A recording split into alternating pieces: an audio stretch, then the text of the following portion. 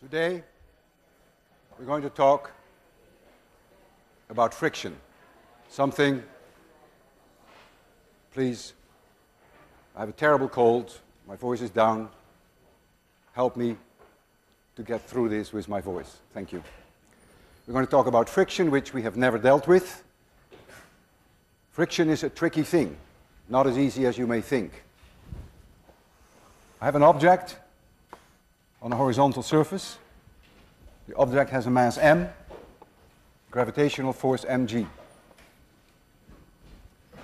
This is the y direction. This could be the x direction. There must be a force pushing upwards from the surface to cancel out mg because there's no acceleration in the y direction. We normally call that the normal force because it's normal to this surface, and it must be the same as mg, otherwise there would be an acceleration in the y direction. Now I am going to push on this object with a force Walter Lewin. And we know that the object in the beginning will not start accelerating. Why is that? That's only possible because there is a frictional force which adjusts itself to exactly counter my force. I push harder and harder and harder, and there comes a time that I win, and the object begins to accelerate. It means that the frictional force, which is growing all the time as I push harder, reaches a maximum value which it cannot exceed. And that maximum value that the friction can achieve, this is an experimental fact, is what's called the friction coefficient mu, which has no dimension, times this normal force. We make a distinction between static friction coefficient and kinetic. This is to break it loose, to get it going. This is to keep it going when it already has a certain velocity. The static is always larger than the kinetic for reasons that are quite obvious. It's a little harder to break it loose. Once it's going, it's easier to keep it going. It is fairly easy to measure a friction coefficient by putting an object on an incline and by changing the angle of the incline, increasing it. This is the angle alpha. You increase it to the point that the object starts to slide down. Here is the object. This is the gravitational force mg, which I will decompose in two forces. One in the y direction, which I always choose perpendicular to the surface, and another one in an x direction. You're free to choose this plus or this plus. I will now choose this, the plus direction. I'm going to decompose them. So I have one component here, and this component equals mg times the cosine of alpha. And I have a component in the x direction, which is mg sine alpha. There is no acceleration in the y direction, so I can be sure that the surface pushes back with a normal force n, and that normal force n must be exactly mg cosine alpha, because those are the only two forces in the y direction, and there is no acceleration in the y direction, so this one must be mg cosine alpha. Now this object wants to slide downhill. Friction prevents it from doing so. So there's going to be a frictional force in this direction. And as I increase the tilt, this frictional force will get larger and larger and larger, and then there comes a time that the object will start to slide. Let us evaluate that very moment, that it's just about to break loose. I'm applying Newton's second law. In this direction now, the acceleration is still 0, but the frictional force has now just reached the maximum value, because I increase alpha, so this component will get larger, and this component will get larger, this component will get larger, this component is still holding its own, but then all of a sudden it can't grow any further, and it starts to accelerate.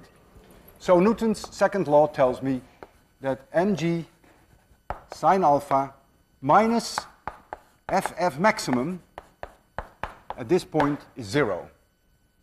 And this one is mu static times n, which is mg cosine alpha. This one is mg sine alpha. This equals 0. I lose my mg, and you see that mu of s equals the tangent of alpha. It's that easy to measure. So you increase the tilt. We will do that later until it starts to slip, and then at that critical angle that it starts to slip, you have a value for mu of s, for the static friction coefficient. It is very non-intuitive that this friction coefficient is completely independent of the mass. The mass has disappeared. Think about it. It's very non-intuitive. If you double the mass, the angle would be the same, given the fact that you have the same kind of object. The friction coefficient only depends on the materials that you have, the materials that are rubbing over each other. It's also independent of the surface area that is in contact with this incline, which is equally non-intuitive. It's very non-intuitive. But we will see that that's quite accurate within the uncertainties that we can measure it. If you have a car and you park your car, you throw it on the brakes and you put it at an angle and you increase the angle of the slope, the friction coefficient for rubber on concrete is about 1, so the tangent is 1, so the angle is about 45 degrees. So if the road were 45 degrees, the car would start to slide. Independent of the mass of the car, no matter whether it's a truck or whether it is a small car, independent of the width of the tires, doesn't enter into it, even though you may think it does. They would both start to slide at the same angle, given the fact, of course, the same road and the same kind of rubber. I first want to show you some of this, which is at first very qualitative. I don't want it to become quantitative yet.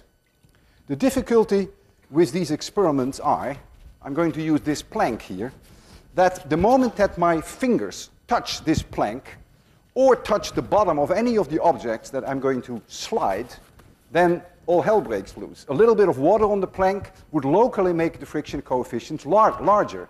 My fingers have chalk on them. A little bit of chalk on a local place would make the friction coefficient go down. That's why at this point we'll keep it a little qualitative. The first thing I want to show you is if I take a rubber puck and I put a rubber puck on this incline and I have a plastic bin, which is quite smooth, I put it on here, that it's immediately intuitive that the friction coefficient of this plastic bin will be lower than of the rubber puck. So when I increase the angle, you expect that first the plastic bin will start to slide and then the rubber puck. And if I gave you the angles at which that happened, you could actually calculate the two values for the friction coefficient, which I will not do now, but I will do that later.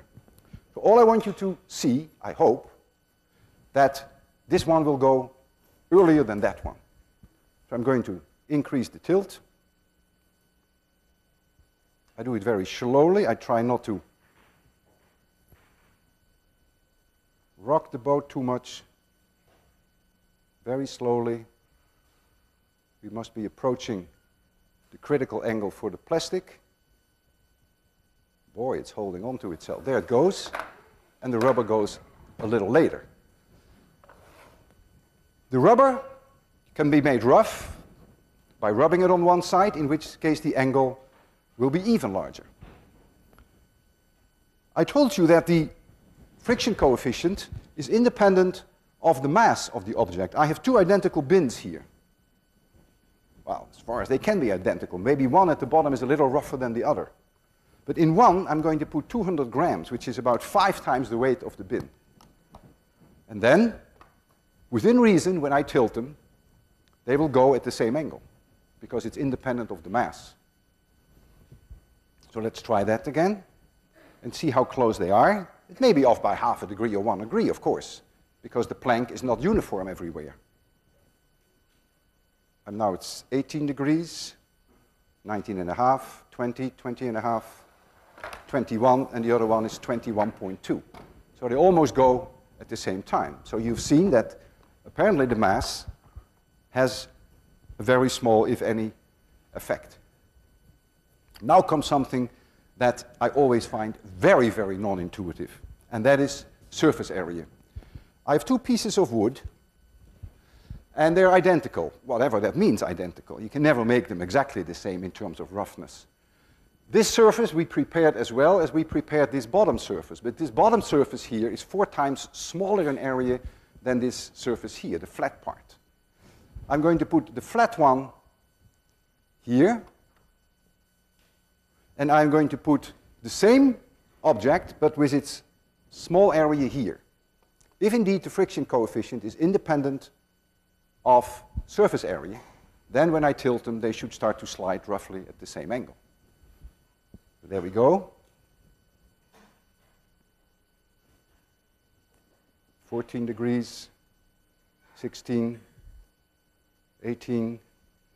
One goes, and the other one follows, within 0.2 of a degree.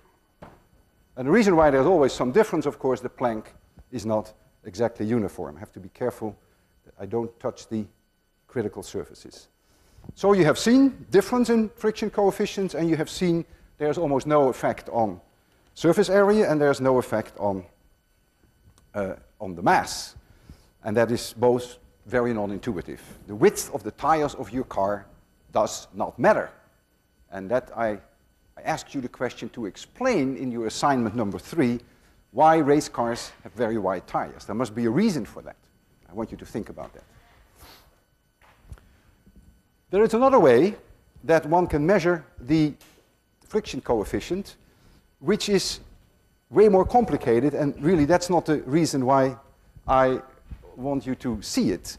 The reason why I want you to go with me through these arguments is that you begin to see how subtle and how really difficult friction is.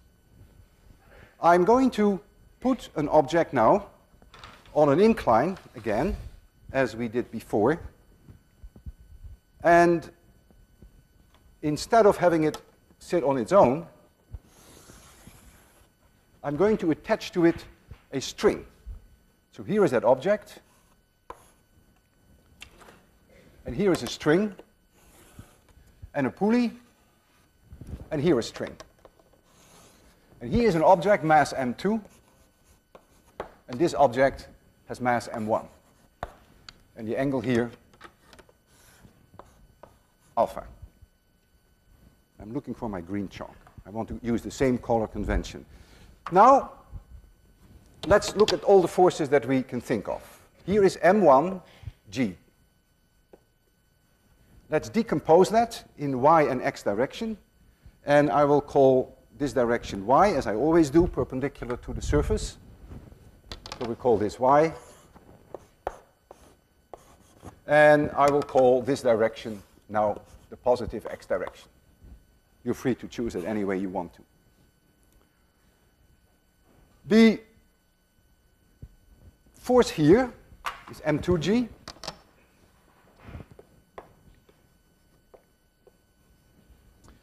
And now comes a major problem. The biggest problem is that you do not know in advance whether this system will start to accelerate in this direction, or whether it will start to accelerate in this direction, or whether it will not accelerate at all. This is quite possible.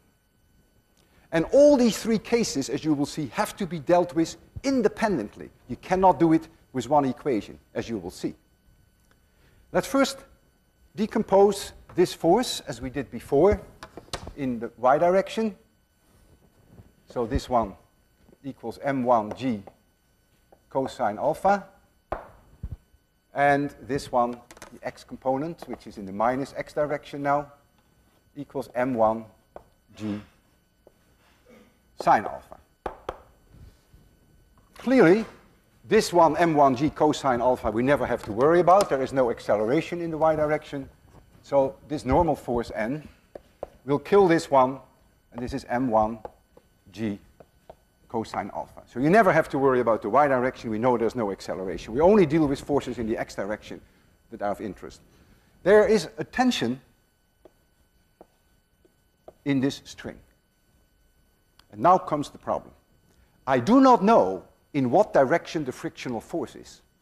If this object has the tendency to go uphill, which I don't know yet, then the frictional force is in this direction, because it opposes always the direction in which the object wants to go. If, however, this object wants to go in this direction, which I do not know, then the frictional force has to be put in this direction. And I don't know that. The only thing I do know is that the maximum value of the friction will be mu static times n, which is what we had there. Remember, that's the maximum value that the friction can have, times m1 g cosine alpha. That I know. So now, if I want to deal with this, I have to look at three complete different situations. Acceleration in this direction, in which the friction is pointing here. Acceleration in this direction, in which the friction is pointing there, or no acceleration at all. There's also, of course, the tension here. And this tension is exactly the same as that tension. We discussed that last time. I will not go over that because this is an ideal and, of course, an unphysical situation. The pulley has no mass. The pulley is completely frictionless. And the string has no mass. It's a massless string. And I argued last time that, therefore, the tension here must be the same as the tension there. We even know the tension. I'm going to evaluate, for now, only situations that the system is at rest. It's not yet moving. If the system is at rest, t must be m2g, because this object is not being accelerated. So we already know that all situations where the system is at rest, t must be m2g. That's non-negotiable. It's this t as well as that t. Now I have to start splitting in the following situation. My first option is that I make the assumption that the system is just about to start accelerating upwards. It isn't doing it yet. It is just about to do that. If that's the case, then I know that the frictional force will be in this direction, and it will have reached the maximum value with the static friction coefficient. Now I can write down in the x direction Newton's second law. Now I have t, which is in the positive direction, minus m1g sine alpha, minus f max. That now has to be 0. Just at the moment that it is just about to change its mind and start accelerating. Now I know what t is, that is m2g. So m2g equals m1g sine alpha plus the maximum frictional force, which is this value. So this is just at the moment that it wants to start sliding. Therefore, if I make mass m2 a hair larger, just a hair, it will go. And therefore, the moment that I make this a larger sign, I know that it's going to accelerate uphill. That's the criterion for going uphill. Now, I look at situation 2. Now I make the assumption that the object, still standing still, is just about to start accelerating downhill. Aha! If that's the case, I know that the maximum force is now pointing upwards. The same magnitude, but it has now a different direction. So now I can write down Newton's second law. So the frictional force is now helping t. So now we get t plus f max minus m1g sine alpha equals 0. We know that this is m2g. So m2g equals m1g sine alpha minus f max. Notice the difference. There's a plus sign here, there's a minus sign here. This is, the object is still not moving, but if I make m2g a hair less, just a teeny little less, it will definitely start to accelerate downwards. So if I make this smaller than sign, the object will start accelerating downhill. This is condition 1, this is condition 2. If the condition is neither 1 nor 2,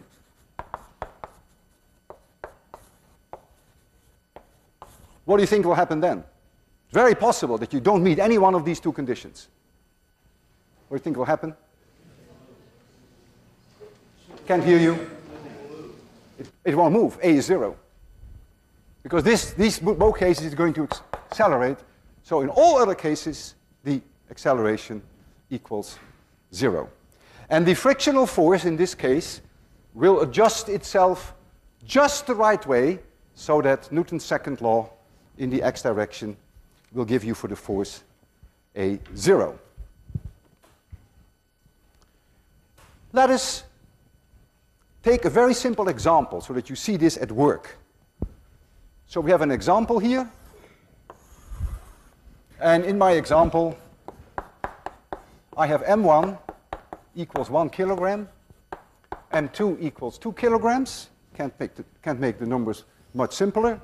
I take alpha equals 30 degrees. I take a static friction coefficient, which is 0.5.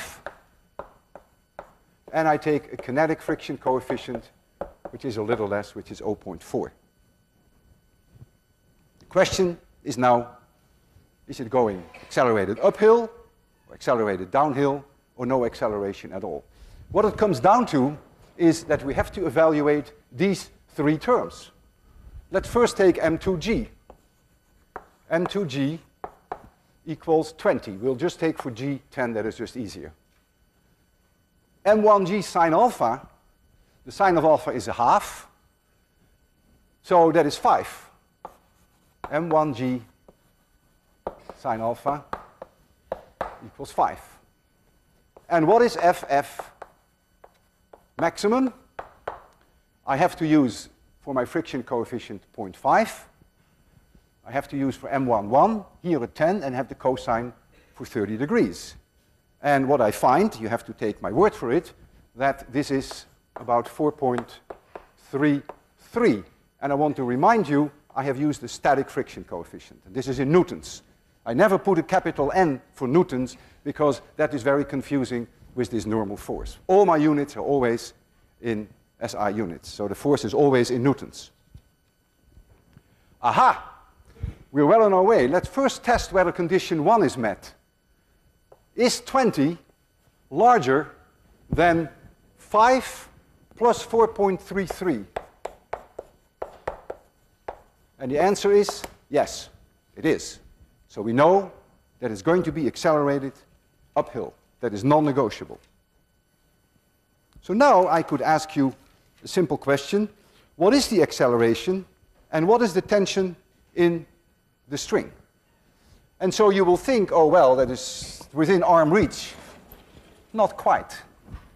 Because things are now going to change. If it is going to be accelerated uphill, then at least I know one thing, which I'm going to put in this drawing now. I know that this is the maximum friction possible, which now becomes mu kinetic, because it's going to move, times m1 times g times cosine alpha. So that is already one change. It is moving, for sure, it's going to be accelerated, so the frictional force is in this direction, has this value. So let's write down now Newton's second law in the x direction. So we have t in the positive direction minus m1g sine alpha minus this maximum force minus mu k m1 g cosine alpha. And that now, according to Newton's law, must be m1 times a, if a is the acceleration uphill. One equation with two unknowns. You don't know a, and you don't know t. Or do you know t? What is t? What is the tension? what is the tension when that thing is being accelerated uphill? Anyone has the courage to try? You think m2g. You couldn't be more wrong. It's now moving. It's being accelerated. That means this object is going to be accelerated down. And if this force is the same as this, it can never accelerate down. This t must get smaller. Remember, an object in an elevator being accelerated down loses weight. It's losing weight. This object must be accelerated down. We have to take that into account. So the tension, once it starts accelerating, will go down. So I have a second equation for object number 2. I call this the plus direction. So for object number 2, I have m2g minus t equals m2 times a. It is very important that you see that the tension will change. Now I have two equations with two unknowns. And now I can solve. It's very easy. You just add them. And I leave you with that. I'll just give you the results. I find that the acceleration, a, equals plus, I think 3.85. That is correct. Plus 3.85 meters per second squared. And I find that the tension equals 12.3 newtons. I want to dwell on this a little bit. I find for the acceleration a plus sign. Had I found a minus sign, I'm sure I would have made a mistake. Why is it mandatory that I find the plus sign? Absolutely mandatory. Who wants to try that one? Yeah? Well, if you put the friction interaction to oppose acceleration, the accelerating direction of friction. Yeah, you say it well. I would have said it slightly differently. We know that the acceleration is in this direction. We derive that. Therefore, the acceleration, since I call that the plus x direction, that was my plus sign, must come out plus. So if this comes out negative, you've made a mistake. I also want this number to be less than 20.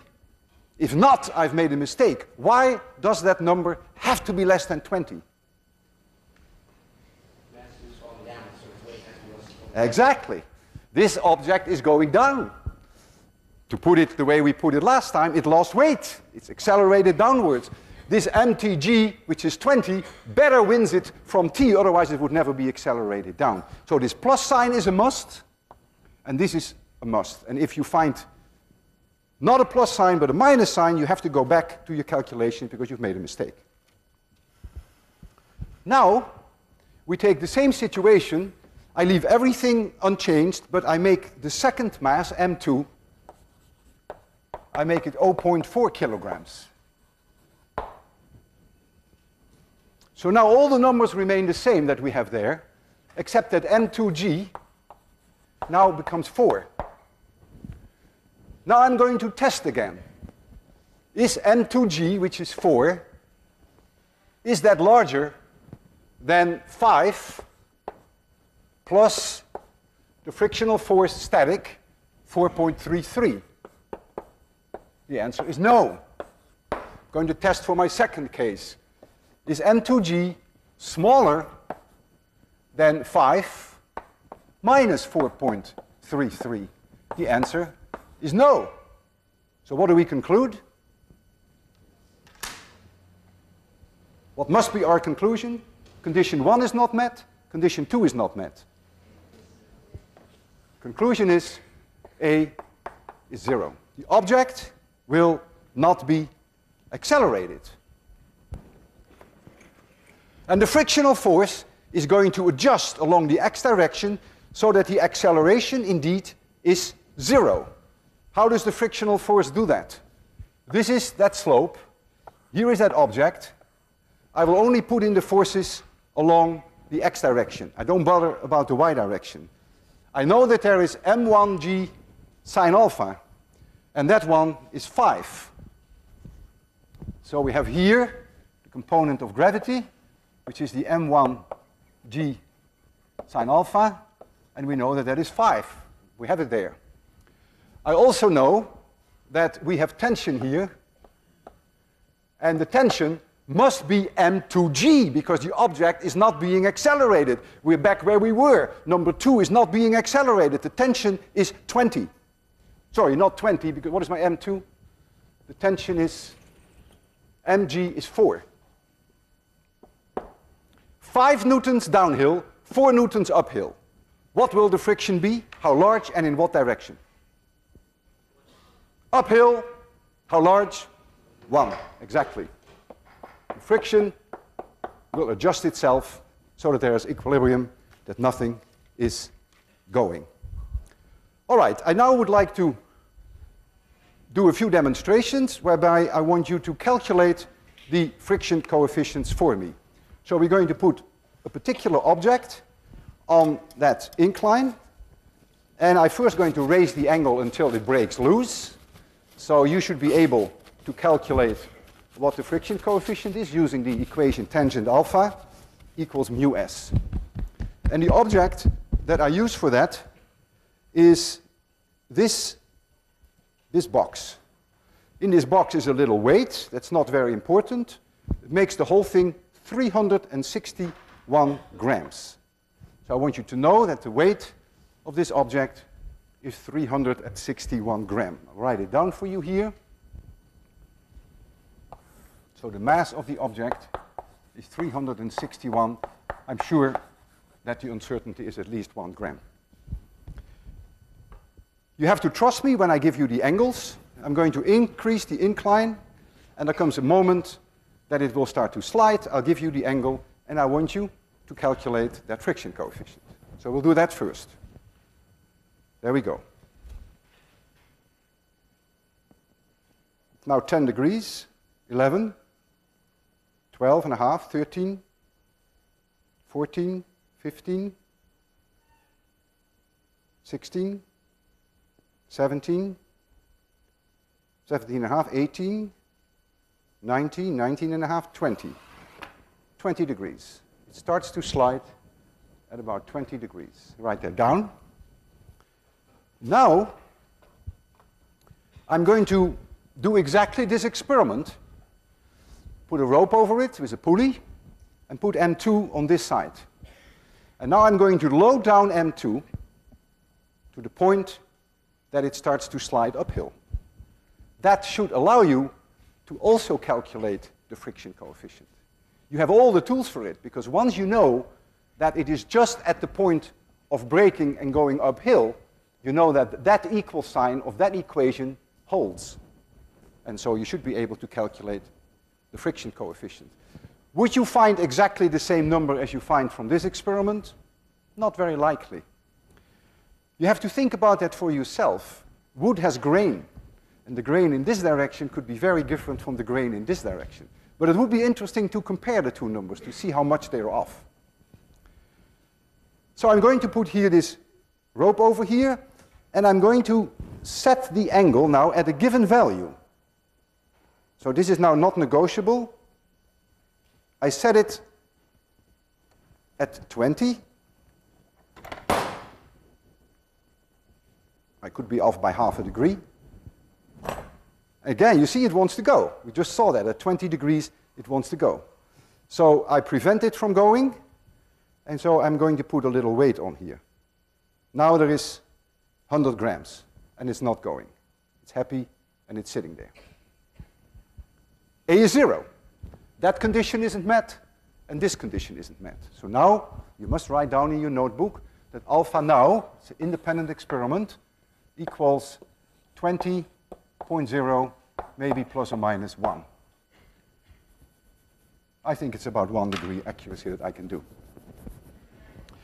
Okay, I'm going to load here more weight, more mass, I should say, at M2, and I'll give you the numbers, and when it breaks loose, you will see it, I'll give you the number. Now, I've done this many times, believe me, and the breaking point is not always at the same mass. The mass could differ by 20, 25 grams easily. So whatever number we're going to find for M2, I would say you should at least allow an uncertainty of about something like 25 grams. Just because I've done it many times and I know it could even be worse at times. The humidity could change in the room, And that could change the friction coefficient. Okay, we have 100 grams on it. We have 200 grams on it. 250. 260. 270. And it goes at 270. Did you see it go? It started to slide at 270. So at 270 grams, I met exactly that condition with an equal sign. That should allow you to calculate the static friction coefficient, and you'll get a chance to do that in your third assignment. When I had this thing up here, and when I was loading this down, making it heavier and heavier, I hope you realize that at first it wanted to slide in this direction. So at first the friction was in this direction. As I loaded it down more and more, the friction became less and less and less. There comes even a time that the friction becomes 0. I load it more and more and more. The friction flips over to the other side. The friction grows and grows and grows, fights a heroic battle to not make it go uphill, loses the battle at one point, reaches the maximum value. I put a little bit more on here, and it goes. So this frictional force is really having a rough time, starting off in this direction, slowly becoming less, becoming 0, changing direction, reaching a maximum, and finally losing the battle. Friction is often a pain in the neck, as we all know. Friction causes wear, it causes tear, and it costs fuel. There's a car, there's a lot of friction with the road. You pay for that, and people try to reduce friction with bearings and with lubrication. Oil. Water is an amazing lubricant. If it starts raining and there is a little bit of dust on the road, the friction coefficient between your tires and the road can become so low that you begin to hydroplane, and that you literally, that your friction coefficient goes almost to 0. It happened to me once, and it's no fun. It can happen instantaneously, particularly when the rain begins, in the very early part of the rain, when the road is dusty. So you get the water with a little bit of dust mixed. It's a very dangerous situation. At home, I have a pen. This is my pen at home. Actually, I have more than one pen at home, believe me. But this is a very special pen. And what is special about it is something that I discovered purely by accident. And I want to share with you this remarkable pen. You see, when I rotate this cover, there's a lot of friction. You can hear it. And it stops. You can hear it, right? And so one evening I was boiling potatoes, and I was looking at this pen, and I walked up to it because I wanted to check the potatoes, and I touched this thing, and there was no friction. It just went spinning and spinning and spinning. I couldn't believe my eyes until I realized what is happening.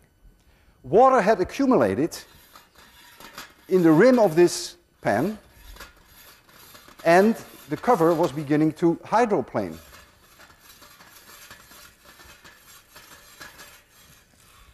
I'm putting water in it now.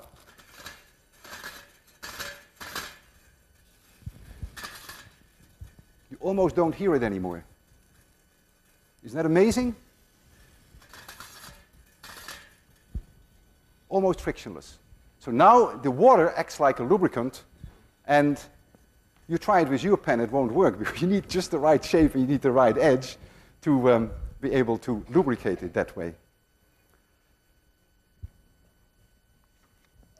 There are many experiments that are done, and many attempts have been made by people to reduce friction. You try, if you can, to avoid contact between two surfaces. That you can do by putting a lubricant in between.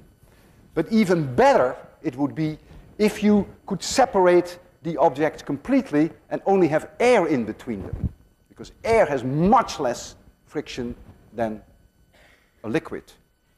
And that has been done with great success. People use hovercrafts. So they blow air out from below, so the craft lifts itself up, and now it's no longer in contact with the water. It's above the water, so if it moves now, all it has to overcome is the air friction, and that's it. And that helps tremendously. You will be seeing in this lecture hall many demonstrations that I will be doing in the future with what I call an air track. I will show it to you in a minute. It is a long, call it a bar for now. Cross-section is a triangular shape, and there are holes in here. And we blow air out of that. And on top of that are devices which have been specially designed to perfectly fit this triangle. And when you start blowing the air, they are lifted up, so they float. And so now when you give them a little tap, they can move almost, not quite, but almost without friction. Here is one. A lot of friction. Now I'll turn on the air. Look at the difference. Isn't that amazing? It's floating on its own air cushion.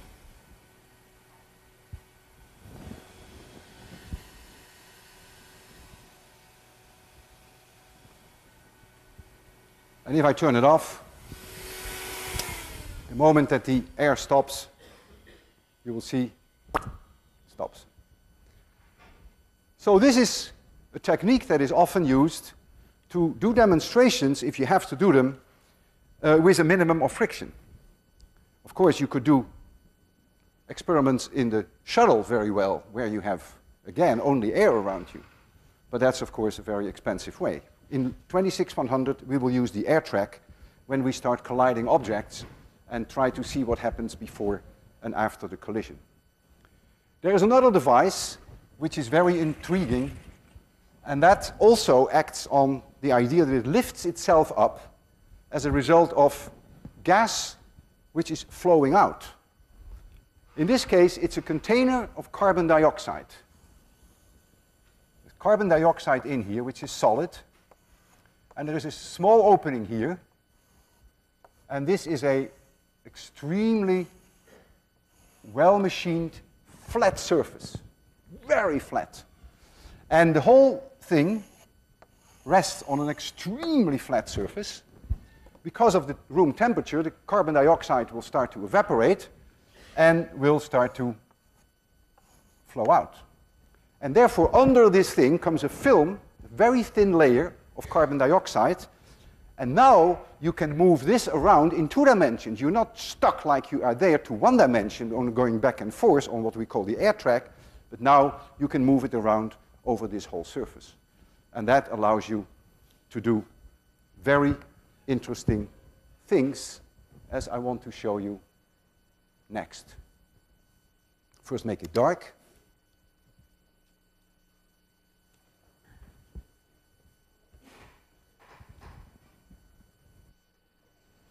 And we filled that can with dry ice, that is, solid carbon dioxide.